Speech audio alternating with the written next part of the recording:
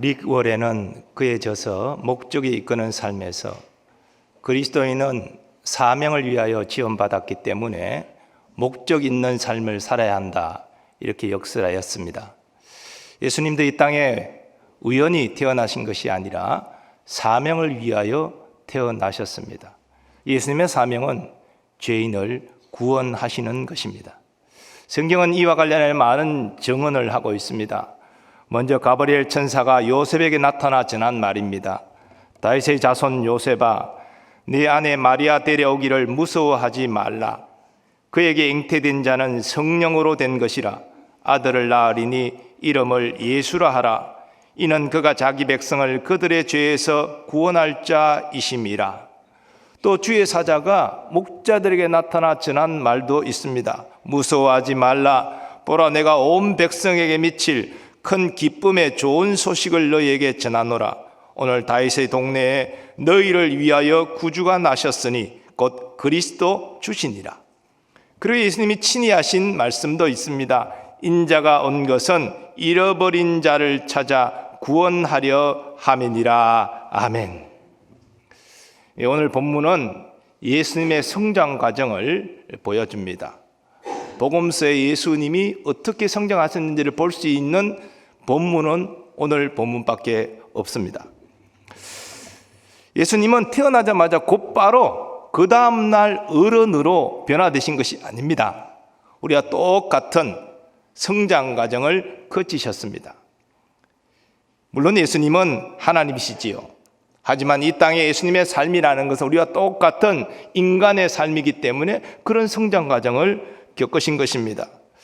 예수님은 먼저 태어나신 이후에 육체적으로 성장하셨습니다. 40절에 아기가 자라며 강하여지고라는 말씀, 또 52절에 키가 자라가며 라는 말씀은 그 육체적 성장을 우리에게 알려줍니다.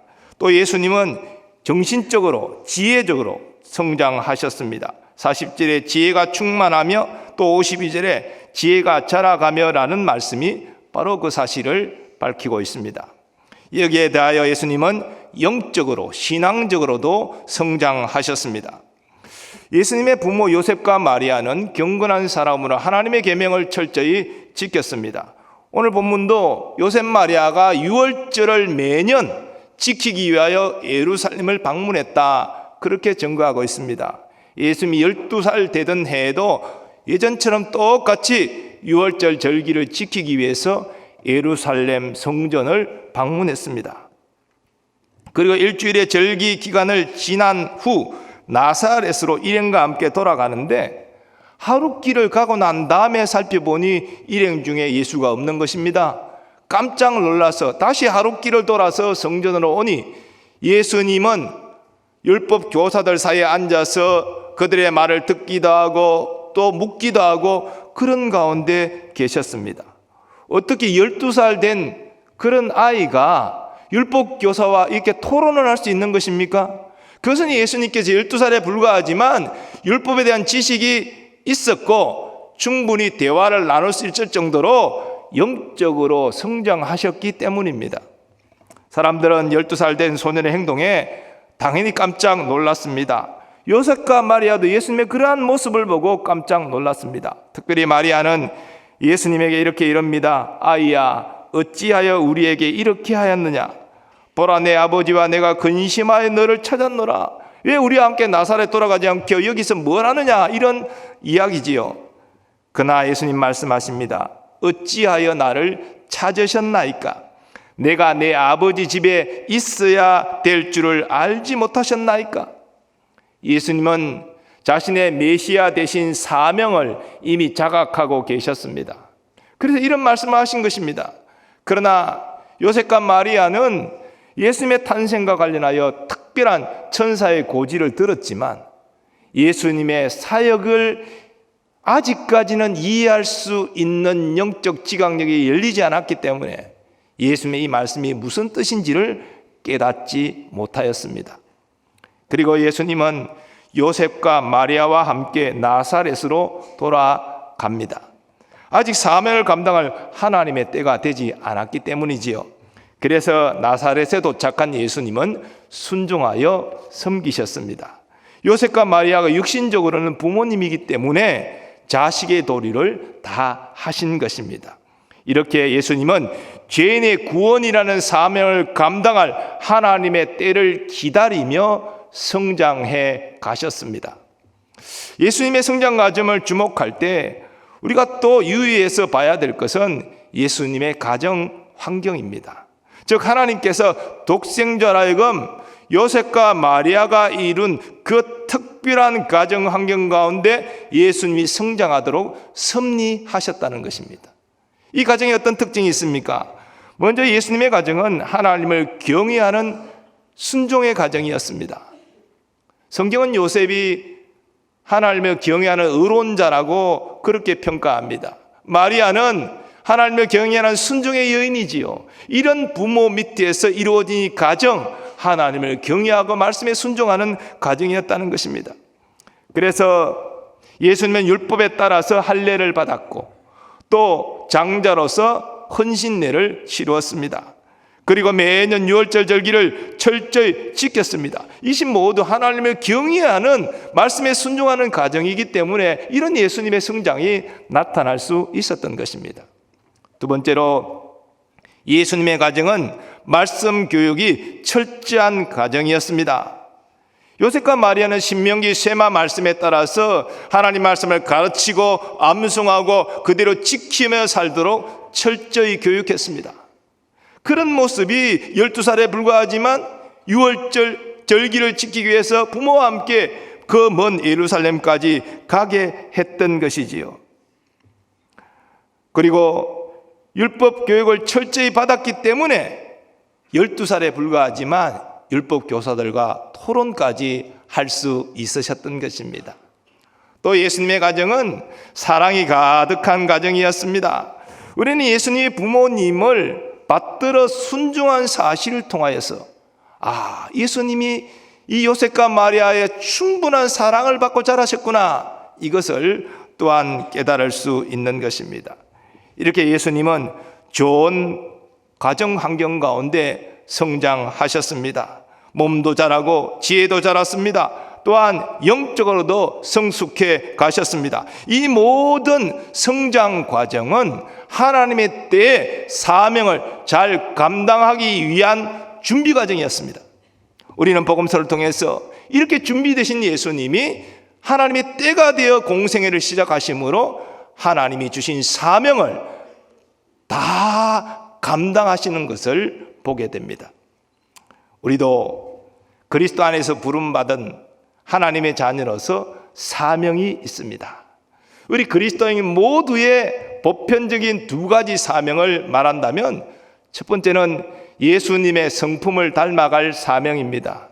우리는 우리의 착한 행실을 통해서 주님의 성품의 그 아름다움과 거룩함을 세상에 나타내야 됩니다. 사실 이것은 예수님의 명령이기도 합니다. 이같이 너의 빛이 사람 앞에 비치게 하여 그들로 너의 착한 행실을 보고 하늘에 계신 너의 아버지께 영광을 돌리게 하라. 우리는 이 말씀에 따라서 세상에서는 볼 수 없는 착한 행실을 통하여 사람들이 하나님께 영광을 돌리도록 해야 됩니다. 또한 우리는 세상 불신자를 예수님의 제자로 삼는 사명을 받았습니다. 우리는 믿지 않는 자들 위하여 기도해야 되고 사랑으로 섬겨야 되고 복음 전해야 되고 교회로 인도해야 되고 말씀을 가르쳐 지키게 함으로 제자되게 만들 사명을 받았습니다. 이것은 예수님이 가장 중요한 명령, 지상 명령, 그렇게 말하죠. 너희는 가서 모든 민족을 제자로 삼아 아버지와 아들과 성령의 이름으로 세례를 베풀고 내가 너희에게 분부한 모든 것을 가르쳐 지키게 하라. 이거는 은퇴가 없어요. 우리 일생 이 두 가지, 예수님의 거룩한 성품을 나타내고 복음 전하여 제자 삼는 이 일은 모든 그리스도인들이 감당해야 될 사명입니다. 자, 그렇다면 이 사명을 어떻게 잘 감당할 수 있겠습니까? 오늘 하나님께서는 이 본문에 하나님의 때를 준비하는 예수님의 성장 과정을 통해서 예수님의 성공적인 사역 비결을 우리에게 가르쳐 주고 계십니다. 여러분이 예수님의 그 준비 기간과 그리고 예수님의 사역 기간 동안에 관통하는 성공 비결은 똑같습니다. 이것은 우리가 주의 일을 감당할 때 성공적으로 감당할 수 있는 비결이기도 합니다. 첫 번째는 하나님의 은혜입니다. 성령의 감동으로 기록된 오늘 본문 40절은 예수님의 성장 과정을 이렇게 증거합니다. 아기가 자라며 강하여지고 지혜가 충만하며 하나님의 은혜가 그의 위에 있더라. 무슨 얘기입니까? 아기 예수님이 기가 자라고 지혜가 자라고 이 모든 것들이 하나님의 은혜 때문이다. 그렇게 증거하고 있는 것입니다. 이때 우리 의문 들지요. 아니 예수님은 하나님 아니십니까? 성자 하나님이시잖아요. 그런데 무슨 하나님의 은혜가 또 필요합니까? 모든 충만함이 예수 안에 가고 있지 않습니까? 물론 예수님은 하나님이시지요. 그러나 우리 구원을 위해 이 땅에 오신 예수님의 삶은 하나님으로서의 삶이 아니라 우리와 똑같은 사람으로서의 삶이기 때문입니다. 그러므로 예수님은 노아처럼 아브라함처럼 하나님의 은혜가 절대적으로 필요했습니다. 하나님의 은혜 안에서 예수님은 키가 자랐습니다. 하나님의 은혜 안에서 지혜가 자랐습니다. 하나님의 은혜 안에서 영적으로 성숙해 가셨습니다. 공생애를 준비하는 모든 과정이 하나님의 은혜였습니다. 뿐만 아니라 공생의 모든 사역, 십자가 구속 하나님의 은혜입니다. 은혜 아니면 우리 예수님 이 사명을 감당할 수 없으셨습니다. 하나님의 은혜는 가장 중요한 예수님의 사역 성공 비결입니다. 사도 바울도 자신의 구원과 자신의 사도됨과 사도로서의 사명을 감당할 수 있었던 것 하나님의 은혜 때문이라고 고백합니다. 나는 사도 중에 가장 작은 자라. 나는 하나님의 교회를 박해하였으므로 사도라 칭함받기를 감당하지 못할 자니라. 그러나 내가 나된 것은 하나님의 은혜로 된 것이니 내게 주신 그의 은혜가 헛되지 아니하여 내가 모든 사도보다 더 많이 수고하였으나 내가 한 것이 아니요 오직 나와 함께 하신 하나님의 은혜로라. 아멘.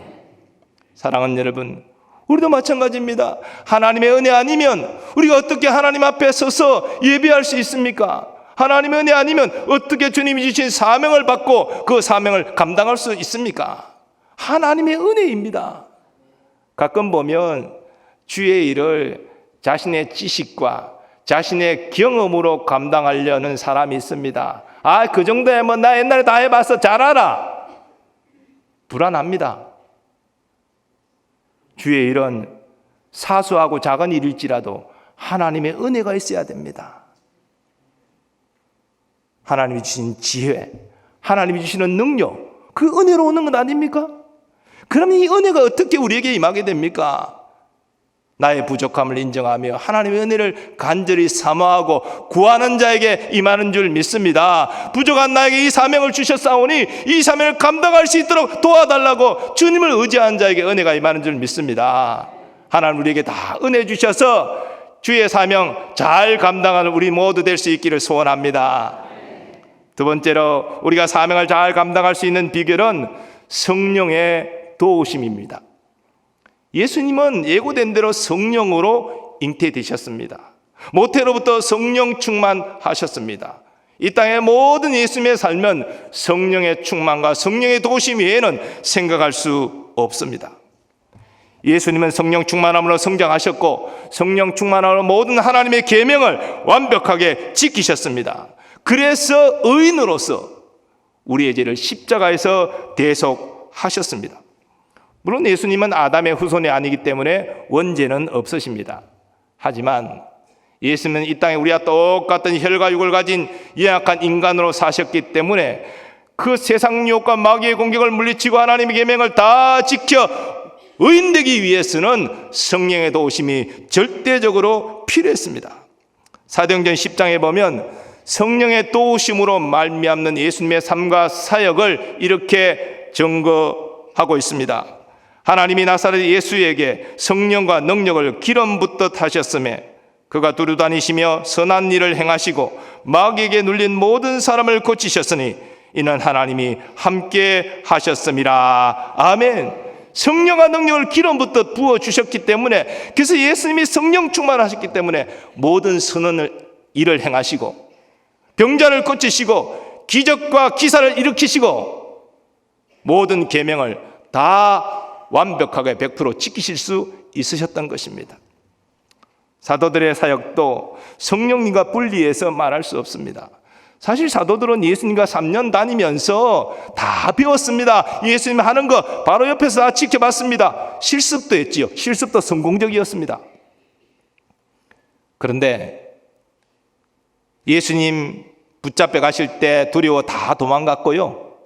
부활하신 예수님을 만나서 기뻐 감격하면서도 사실 아무 사역도 못했습니다. 그래서 예수님은 승천하시기 직전에 제자들에게 이렇게 말씀하십니다.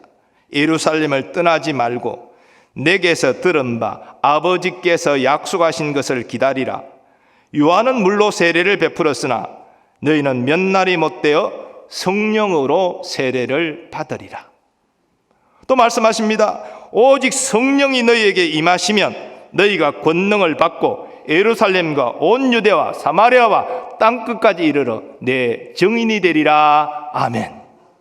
성령의 임하심이 있으면, 너희가 성령 세례를 받고 성령으로 충만하면 내가 너에게 가르쳤던 모든 사역들을 너희는 감당할 수 있다, 이 말이지요. 우리는 사도행전 2장에서 아버지께서 약속하신 성령 세례가 제자들에게, 사도들에게 임하고 성령 충만인 그들에게 은사와 권능이 나타나고 베드로 사도는 주 예수를 증거할 때 3,000명이 회심하여 주께로 돌아오는 역사, 사도행전 2장 이후로 놀라운 성령의 역사가 일어나는 것을 우리는 보게 됩니다. 우리도 마찬가지입니다. 우리가 예수님의 거룩한 성품을 담는 것도 성령의 도우심이 필요합니다.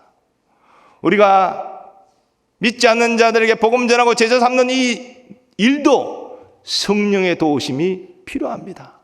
우리의 힘과 지혜만으로 이런 영적 역사를 일으킬 수 없는 것입니다.